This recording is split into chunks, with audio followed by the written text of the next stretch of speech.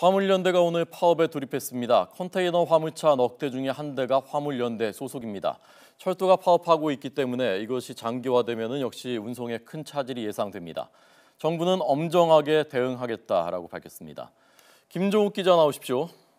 네, 경제부입니다. 네, 강호인 국토교통부 장관이 대국민 담화문 발표했다는데 어떤 내용입니까?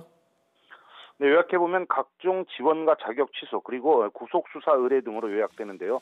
강호인 장관은 먼저 화물연대 집단 운송 거부 명분인 화물운송시장 발전 방안은 물류산업 선진화를 위한 것이라고 전제했습니다. 당사자들이 여러 차례 논의 끝에 합의했는데도 일부 주장이 받아들여지지 않자 화물연대가 폐기를 요구하고 있다고 말했습니다.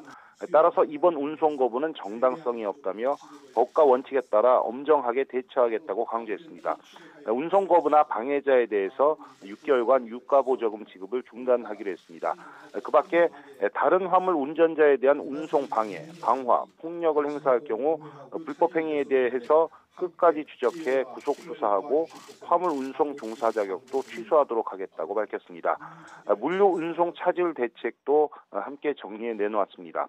군 위탁 컨테이너 차량과 관용 차량 등 800대를 경기도 의왕 컨테이너 기지와 부산항 등 주요 물류 거점에 집중 투입하기로 했습니다. 컨테이너 수송 열차는 하루 46차례로 늘려서 평시 수준의 수송 능력을 확보하겠다고 설명했습니다. 이어서 자가용 화물차 소유자들이 대체 수송에 동참해달라고 당부했습니다. 200대가 대체 수송 의사를 밝힌 것으로 국토교통부는 집계했습니다. 네, 자정에 시작했으니까 15시간 지났는데 지금 화물 수송은 어느 정도 영향을 받고 있습니까? 네, 일단 전국 물류 운송은 철도 파업 여파 정도를 빼고는 큰 차질은 아직 없는 것으로 파악되고 있습니다. 국토교통부 관계자는 운송 거부 첫날이고 운송 거부에 대비해서 상당 부분 화물이 사전 수송 등이 이루어져서 큰 차질은 아직 없다고 밝혔습니다. 사업용 화물차 43만 7천여 대 가운데 화물연대 가입 차량은 3.2%에 불과합니다.